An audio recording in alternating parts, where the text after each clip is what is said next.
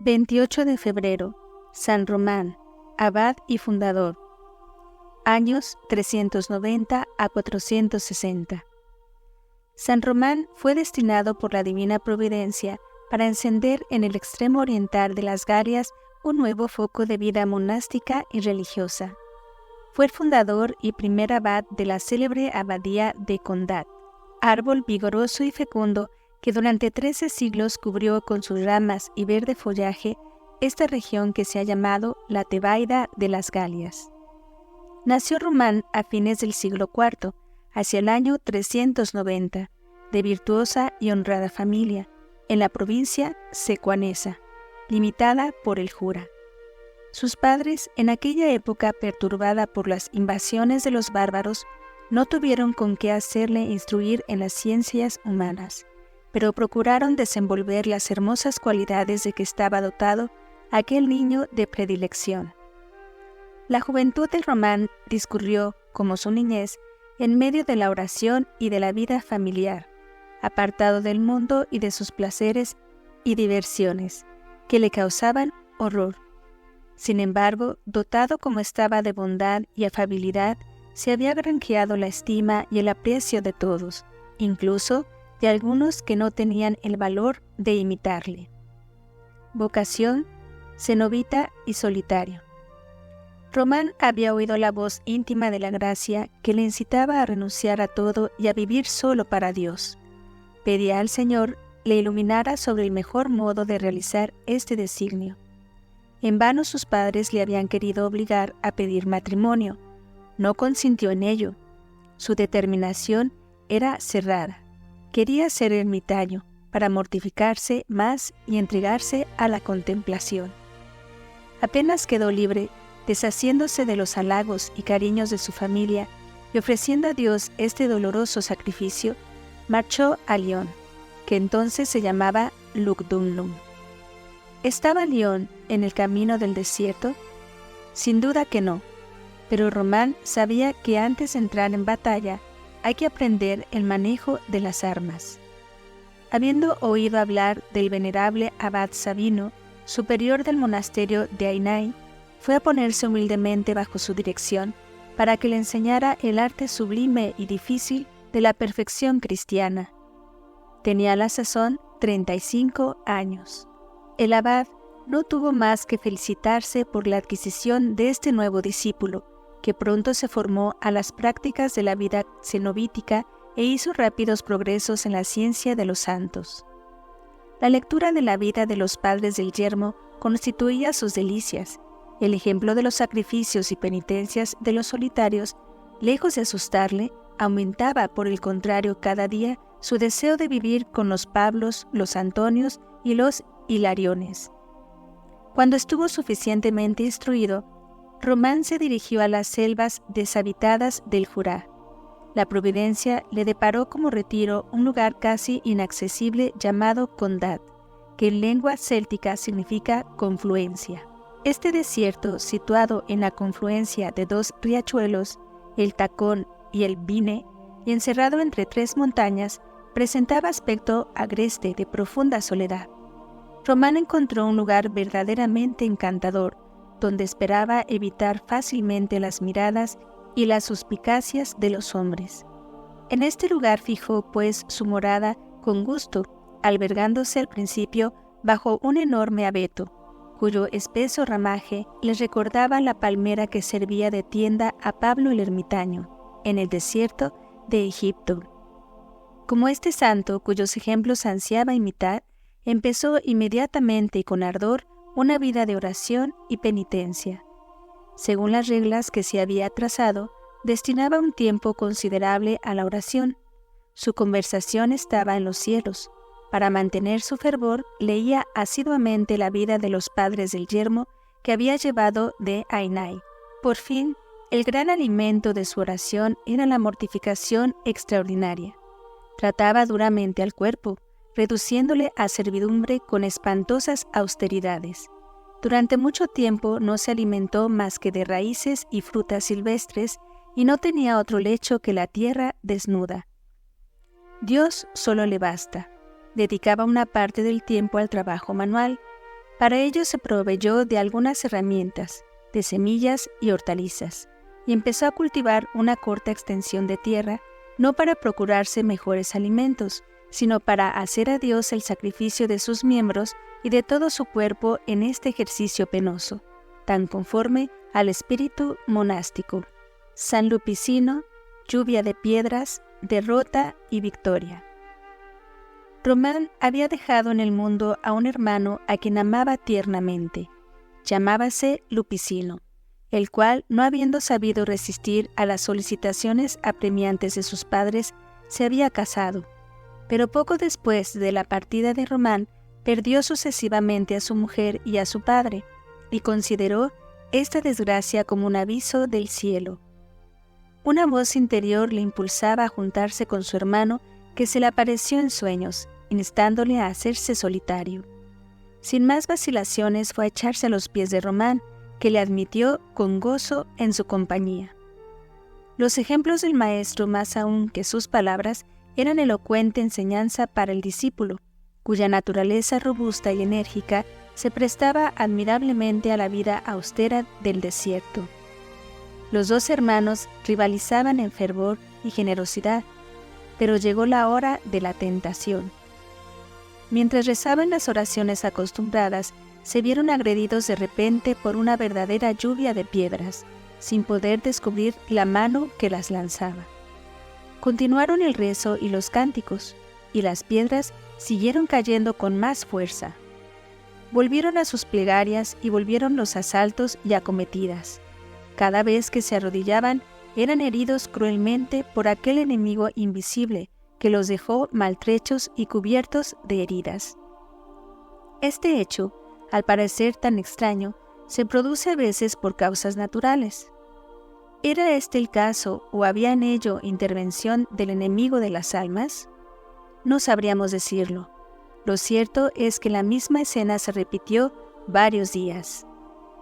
Román y Lupicino, acobardados, se dijeron mutuamente: ¿acaso Dios quiere que vayamos a otra parte, y por esto permite que el enemigo nos atormente? Partieron pues en busca de morada más apacible. En el camino se detuvieron una tarde en el umbral de la casa de una pobre mujer, que les ofreció hospedaje, creyendo que eran peregrinos ordinarios, rendidos por el cansancio de un largo viaje. ¿Quién sois?, les dijo. ¿De dónde venís? ¿Qué os trae por estas tierras? Los dos hermanos refirieron con toda humildad lo que les había acontecido, sus miedos y el porqué de su huida. ¿Cómo?, exclamó aquella mujer. ¿Es esto un motivo justo para abandonar el servicio de Dios? ¿Tendré que enseñar yo, flaca mujer, que lo que habíais de hacer era perseverar en la oración? Si no hubiera cedido tan pronto, habríais triunfado. Estas palabras los llenaron de humillación. Avergonzados de su cobardía, volvieron a emprender inmediatamente el camino de Condat. Apenas llegaron, fueron objeto de una prueba más terrible. Cayó sobre sus cabezas nueva lluvia de piedras y se vieron con los rostros inundados de sangre. Pero esta vez se mantuvieron firmes. Acudieron a la señal de la cruz repetidas veces, en medio de una oración ferviente y llena de confianza. Aún tuvieron que resistir más de un combate de este género, acudiendo también a las mismas armas. Pronto bendijo Dios su paciencia y energía y los libró de prueba tan terrible. El desierto florece, humildad y mansedumbre de San Román. La santidad es perfume que no puede menos de trascender a lo lejos y cuya suavidad atrae misteriosamente a los que aspiran a ser preservados de la corrupción del siglo. Cierto día Román, inspirado por una luz divina, dijo a Lupicino: «Preparemos en esta colina vecina una habitación para los hermanos que la providencia nos envíe». Al día siguiente llegaban dos jóvenes eclesiásticos de Borgoña, suplicando a los piadosos solitarios que los guiasen por las sendas de la salvación y perfección. El camino del desierto estaba abierto. Pronto fue conocido y seguido por otros discípulos a quienes Román acogió con la mayor caridad. Su número creció tanto que los dos hermanos resolvieron edificar un monasterio regular. Nivelaron el terreno, talaron los bosques del contorno y el humilde eremitorio se transformó en un gran convento. Tal es el origen de la abadía de Condat, llamada a gozar pronto de tanta celebridad. Dios había santificado estos lugares. De todas partes acudían a ellos para ver y oír a aquellos hombres extraordinarios. No dudando de su poder, les llevaban enfermos y paralíticos, a los cuales curaban o restituían el uso de sus miembros. Les presentaban posesos y ellos los libraban del demonio con la señal de la cruz. Los que habían recuperado la salud no querían separarse de sus bienhechores. Otros, que habían sido convertidos por sus instrucciones, pedían para quedarse junto a ellos y hacer penitencia. Por último, el espectáculo de aquellos prodigios y de tan sublimes virtudes decidía a muchos a no regresar al mundo y a permanecer en Condat para hacerse santos. La afluencia de novicios fue tan numerosa que Román se vio precisado a construir otro monasterio, una legua más allá, y más tarde un tercero aún más amplio. Aquellas maravillas henchían de gozo el corazón de Román, pero le conservaban en la más profunda humildad, porque refería toda la gloria solo a Dios. Una de las pruebas que dio de su humildad fue rehusar el título de abad, que confirió a su hermano. La dirección de los monasterios era común a los dos hermanos. La regla que en ellos establecieron estaba sacada de las observancias de la abadía de Lerins, fundada hacia el 410, y de las instituciones de San Juan Casiano, quien habiendo sido monje en Oriente, había fundado hacia el 413 la abadía de San Víctor en Marsella. Introdujeron en ella algunos usos de los monjes de Oriente, de la regla de San Basilio y de la de San Pacomio, acomodándolos al clima del Jura y al temperamento de los galos. Los monjes de Condat cultivaban la tierra. Les estaba vedado el uso de la carne, pero podían comer huevos y lacticinios. Esta regla fue observada en toda su pureza y exactitud, gracias a la vigilancia de los santos fundadores. Visitaban con frecuencia y por turno los monasterios, manteniendo en ellos el fervor por medio de sus instrucciones y consejos, y sobre todo con el ejemplo. Román brillaba por el esplendor de su mansedumbre y caridad. Al verle en medio de sus hijos, hubiérase creído ver al discípulo amado diciendo: «Hijitos míos, amaos unos a otros». Uno de los religiosos más antiguos de Condat le echó en cara un día, con aspereza, la excesiva facilidad con que recibía a los que se presentaban solicitando ser monjes. «Pronto», añadió, «no tendremos puesto para acostarnos». «Acojamos, hijo mío», respondió el santo fundador, «a todas esas ovejas que nos envía el divino pastor. No nos neguemos a defenderlas contra el enemigo que procura su pérdida con encarnizamiento. Antes bien, conduzcámoslas con nuestro celo a la puerta del paraíso». Román solo era duro consigo mismo, conservándose siempre en una perfecta igualdad de ánimo. Lupicino, por el contrario, era muy austero y severo en sus correcciones. Mas sus esfuerzos, aunque inspirados por un santo celo, no eran siempre tan fructíferos como los de su hermano. En una visita que hizo a uno de los nuevos monasterios, Lupicino entró en la cocina, donde estaban preparando diferentes guisos de pescado y legumbres. Indignóse el santo por aquella prodigalidad tan contraria a la observancia. «¿Es esta», exclamó, «la templanza que conviene a unos monjes?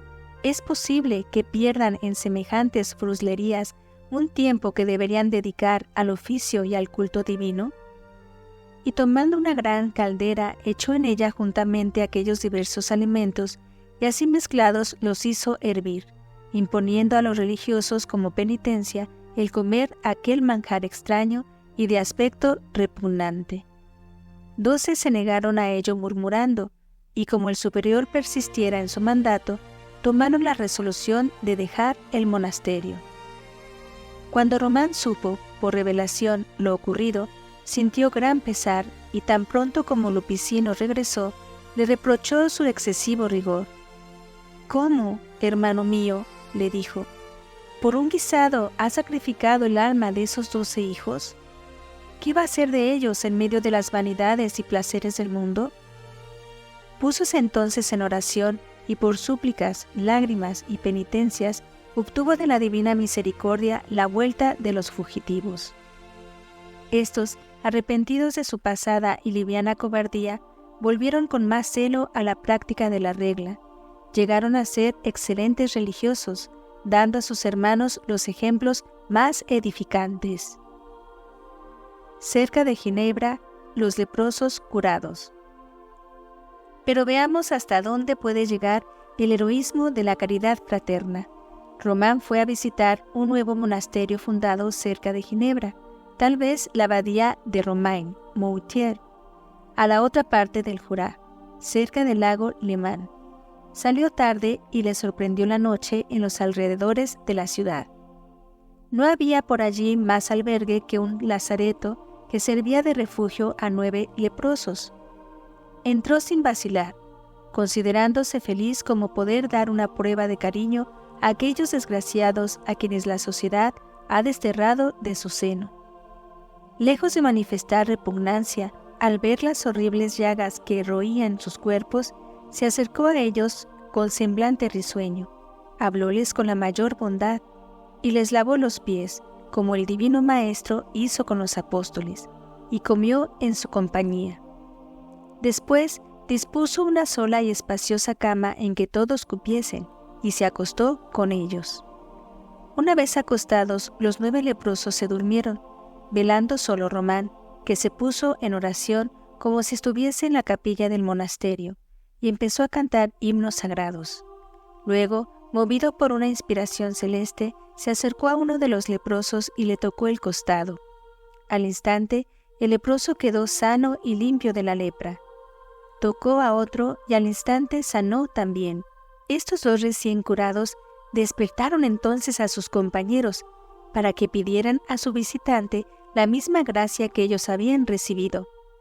Mas, oh prodigio sorprendente, semejante a un fluido misterioso, la virtud del taumaturgo se les comunicó, y por el mero hecho de tocarse unos a otros para despertarse, quedaron libres de su horrible enfermedad. Al levantarse echaron de ver que la lepra había desaparecido totalmente. Entonces celebraron su dicha con exclamaciones de alegría y agradecimiento, pero ya la humildad de Román se había librado de sus demostraciones de gratitud, poniéndose en camino para Agauno, donde quería hacer oración junto a la tumba de San Mauricio. Cuando al regresar de su peregrinación pasó por Ginebra, donde ya era conocido el prodigio, salieron a su encuentro el clero, los magistrados y todos los habitantes y le tributaron una ovación. Sacerdote, la hermana de San Román imita a sus hermanos. La humildad profunda de Román se había opuesto hasta entonces a recibir los honores del sacerdocio, del que se consideraba demasiado indigno. Pero Dios quería que esta aureola brillara en la frente de su siervo. Habiendo pasado San Hilario, obispo de Arles, por Besanzón, oyó hablar de las eminentes virtudes de Román. Le mandó llamar y después de una larga conversación le dijo: «Padre, os falta la autoridad del sacerdocio para hacer todo el bien que Dios quiere de vos. Preparaos pues para recibir las sagradas órdenes. Yo mismo os las conferiré». El humilde religioso tuvo que someterse y se dejó ordenar de sacerdote. Era el año 444. Tenía por lo tanto unos 54 años. La dignidad sacerdotal no modificó en lo más mínimo su vida de oración y de austeridades. Solo sirvió para acrecentar su amor al Dios cuyas misericordias le confundían. Sirvió también para aumentar la caridad para con sus hermanos. Observaba con ellos la misma sencillez, la misma familiaridad y la misma bondad paternal que antes. Por su parte, ellos mostraban cada día mayor amor y confianza al que cada día era aún más Padre de sus almas. Varios discípulos suyos alcanzaron alto grado de santidad e hicieron milagros. El poder de lanzar demonios se concedió especialmente al diácono Sabiniano, el cual, con perseverancia heroica, había triunfado de las más espantosas tentaciones y de las obsesiones del enemigo infernal, en forma que llegó hasta abofetearle terriblemente. El sacerdocio daba al apostolado monástico de Román nueva fecundidad. De todas partes en los Vosgos y hasta en Alemania reclamaban su presencia para nuevas fundaciones. Accedió al mismo tiempo al deseo de su hermana, que quería también terminar sus días en la oración y la penitencia. No lejos de Laocoon, construyó para ella, para las mujeres que quisieran seguirla, el monasterio de la Baume, llamado así porque estaba situado sobre una caverna, que es lo que significa Balme en lengua céltica. Esta comunidad fue visiblemente bendecida por Dios y contaba 500 religiosas a la muerte de San Román. San Román sabe que va a morir y se despide de sus discípulos. Román supo por revelación que su peregrinación terrestre iba a terminar. Acometióle poco después una dolorosa enfermedad que acabó de purificar su alma en el crisol del sufrimiento. Soportóla con perfecta conformidad a la voluntad de Dios. Movido por un sentimiento de caridad, se lo notificó a su hermana, que era abadesa, y se despidió de ella con palabras santas y enternecedoras. Reunió luego por última vez a todos los monjes, a quienes abrazó y bendijo con ternura. Abrazó asimismo a su hermano Lupicino, encareciéndole con insistencia que gobernase sus queridos monasterios con amor paternal.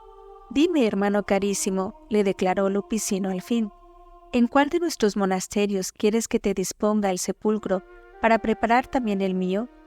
Porque quisiera descansásemos juntos los que hemos vivido juntos». «Yo, hermano mío», dijo Román, «te profeso cariñoso afecto, pero has de saber que no seré sepultado en monasterio donde no puedan entrar mujeres. Ya sabes que a mí, vilísima criatura, se ha dignado nuestro gran Dios, por ser quien es, comunicarme la gracia de curar las enfermedades con solo tocar mis manos y hacer la señal de la Santa Cruz. Por esta causa, quiere el Señor que mi sepulcro esté fuera del monasterio para que todos, hombres y mujeres, gocen de ese beneficio en las aflicciones y enfermedades, pues te aseguro que su concurso será siempre grande». Así murió este héroe de Cristo, como le llamaba su biógrafo. Ocurrió su muerte el 28 de febrero, probablemente del 460 o 463. La abadía de Condat, alrededor de la cual se había formado poco a poco una ciudad, subsistió hasta la Revolución. Tal como el siervo de Dios lo había profetizado, su cuerpo fue sepultado fuera del monasterio, en un montecillo poco distante de él. Su caridad multiplicó allí los milagros. Levantóse una vasta iglesia sobre su tumba. En 1522, un violento incendio destruyó el convento. Parte de sus reliquias fueron salvadas felizmente de las llamas. Después fueron trasladadas a una iglesia edificada en el emplazamiento del antiguo monasterio. Los habitantes de los pueblos circunvecinos tienen dichas reliquias en gran veneración.